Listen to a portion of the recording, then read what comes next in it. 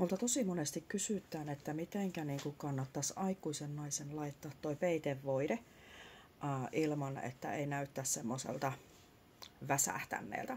Niin mäpä näytän, miten monesti opetetaan laittaa se peitevoide.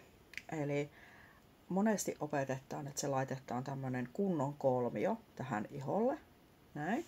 Ja sitten sitä yritetään häivyttää. Toki myös sit vähän luomille, että saadaan tuo tummuus pois. Noin.